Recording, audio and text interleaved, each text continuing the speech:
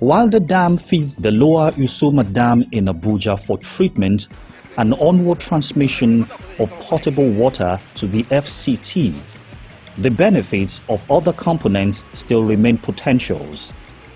Azarajere is the location of the irrigation component of the project.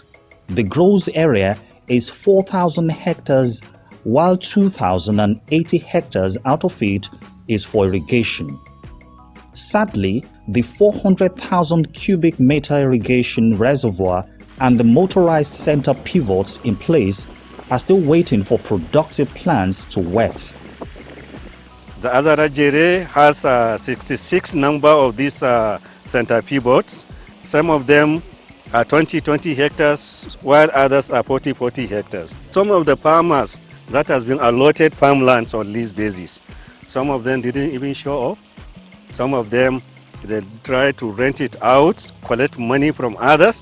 That is why now the ministry decided to revoke the entire allocations to all the existing farmers that has allottees here.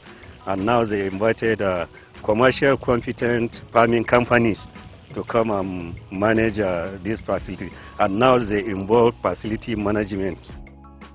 Again, in the hydropower unit, 30 megawatts of electricity meant to serve Kudenda industrial area of Kaduna has been stranded here for about 10 years. But then, with the concessioning deal just concluded, the Suleiman Adamu-led team has given a potential bailout to the stock power project. We are now ready to put the 30 megawatt Gurara hydropower plant into sustainable operation towards increasing access to electricity in our country, especially in Kaduna State, for job creation and improved life for the people. The power plant is ready, it's been completed. The transmission line also has been completed, but there is a small portion of the connection in Kaduna that needs to be tidied up, and that's why the minister has given a machine order that this should be done as soon as possible to be able to release the 30 megawatts to the people. This is the Kashimbila Multipurpose Dam in Taraba State. It is a life-saving project that has converted challenges to opportunities for Nigeria. The 1986 breakage of Lake Nyos in the neighboring Cameroon and the attendant loss of thousands of human and animal lives taught Nigeria an unforgettable lesson as many communities were swept away. With the completion of the buffer dam under this administration, 5 Nigerian states of Taraba, Benue, Kogi, Cross River and Delta have been practically shielded from the impact of any possible breakage of the structurally weak volcanic Lake Nyos. Kashimbila Dam is one of the strategic dams because it is essentially used to control flood. Now, added to it, we have water supply component that is going to supply about 60,000 cubic meter of water to Kashimbila, and then the surrounding communities. The dam also has a potential of 2,000 hectares irrigation, and then the hydropower component, which is 40 megawatts, that has been completed. Now the power is being evacuated. It has been tested. But the entire capacity is not being utilized because the Ministry of Power is doing some extension work on the transmission line to be able to evacuate the entire 40 megawatts. Kashimbila is just one of the 9 completed dams projects out of the 37 inherited. Adada Dam in Enugu State is one of those prioritized for completion. The project, which had been a victim of lethargy since its inauguration in 2011, got a renewed vigor under Buhari's government. The intake works is about 90% complete with the temporary impoundment of water. Adada Dam stands out in concept with its independence of any river or stream. Because of the source, there is no major source. There's no other river that is joining this one because it comes from the ground. As the water comes, it fills up, and as you can see it now, ordinarily you wouldn't know that this water will build up to here. So it's a surprise to a lot of people that the dam can come up to this level because of how it used to be originally. It's almost the same level perennially. You can never go below this level all the year round. So it's not a factor of the season, whether it's rainy season or dry season. Every time the water is up to this level, and this, as you can see, the water is very neat. It doesn't have much contaminants, and so there will be less filtration process or treatment process for the water. Residents in Nsukka, in Enugu State and environs are waiting on the construction of the water treatment plant and reticulation to end their perennial lack of access to water. We also have projects like Kwantagora Auna Dam and Irrigation Project, which was started in 1987 and abandoned. We're back on track. It's about 60–70% now. We've also brought about new other projects like Zungeru Ushishi Water Supply Project, Ota Water Supply Project, Ile-Ife Dam, Ogbese Dam in Ekiti State. There are quite a number of them. Mangu Dam in Plateau. By 2023, we hope to complete over 60% of the inherited projects, or about 70% of the inherited projects. The limiting factor is the finances, and the current economic realities. But on our plan is to complete almost all the ongoing projects by the year 2023.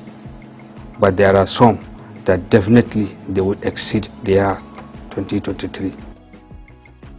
The dam projects are as beneficial as they come.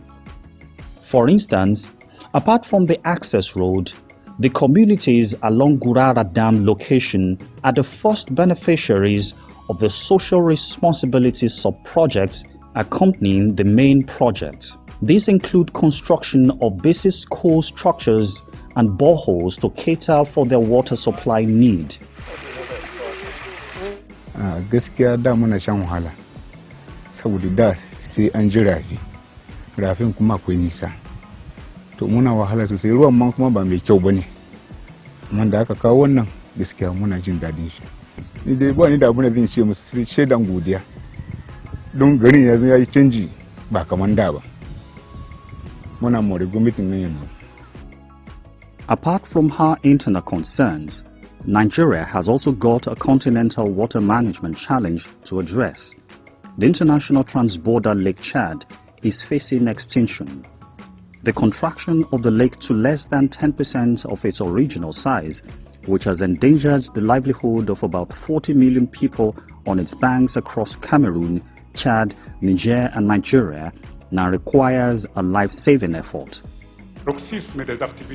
And now, hope to salvage the fast-shrinking lake from total extinction is steadily rising as Nigeria, under the leadership of President Buhari, has led in attracting global attention to the continental challenge. The Lake Chad is very dear to our heart. President Muhammad Buhari has made a lot of advocacy on the need to save the lake because we've identified that one of the major causes of our security challenges in the northeast has to do with the loss of resources around the lake due to climate change. Loss of resources means not only the water but also fisheries, water for irrigation and other economic activities that used to hover around the lake. Two decisions were taken. One, there was a consensus that the Lake Chad must be saved from extinction. The second issue was that the interbasin water transfer from the Congo Basin into the Lake Chad is the best and most preferred option of saving the lake. So we reached a consensus on these two issues. And another mileage that was made was that the African Development Bank was requested to institute a $50 billion fund over time that can be used probably to implement this interbasin water transfer project and also subsequently fund other transboundary or strategic regional infrastructure projects like the Trans-Lagos Mombasa Trans-Highway that was being planned many years ago, like the Nigeria-Algeria Highway. There are so many of such initiatives. And we also got the African Union to support the Lake Chad Interbasin Water Transfer Project as a strategic project for Africa, the same way that they adopted the Green Wall Project, the Great Green Wall Project. So these were the additional benefits that we got. Things have picked up. We were able, over this period, since 2018, to develop towns of reference for improving the hydrolicity of rivers Chari and Lagon. This is the first component of that project. The idea is to improve the channelization, maybe provide river training so that the carrying capacity of the rivers can increase, so they'll be able to take more water into Lake Chad. The entire interbasin water transfer project is a generational project. It's going to last quite a long time to implement, even if we start today. We're talking of transferring water across a watershed 2,400 kilometers from the Congo Basin into Lake Chad. So it's not a project that can be done in 2 years or 10 years or even 20 years. But they say the journey into lifetime begins with the first step. So we're starting with this first step to ensure that we do what we can in our own time, and hopefully future generations, future governments, successive governments will continue from where we've left. So the issue of interbasin water transfer and saving the Lake Chad, is very much on the front burner, and the necessary processes have started. With the bountiful raw water nature bestowed on the country, the potentials abound and the vista of opportunities is being widened up. But then, these intentions need to be institutionalized for sustainability and prosperity. The intended legislative backing much needed in this direction, National Water Resources Bill, has suffered a setback at the National Assembly. All the things that have been said about this bill, the negative things that have been said, are fabrications. They are just figments of people's imagination. They never studied this bill, they don't understand it, and they just wanted to play politics with it. But I can tell you this bill, one, it will enhance citizen participation in the way the water resources of this country are governed and exploited and developed. Two, it will facilitate or empower irrigation farmers to be able to take charge of managing their irrigation systems, collect revenue, and maintain irrigation infrastructure at secondary and tertiary levels.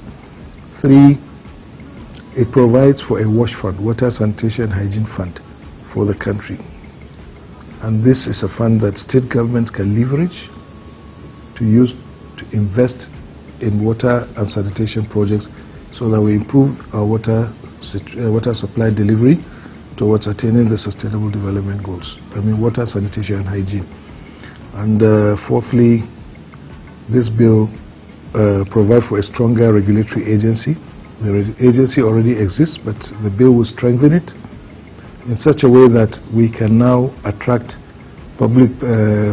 private investment into the water sector, because no matter how we try as government, whether at federal, state and local combined, we will need a lot of financial input from the private sector to be able to meet the Sustainable Development Goals.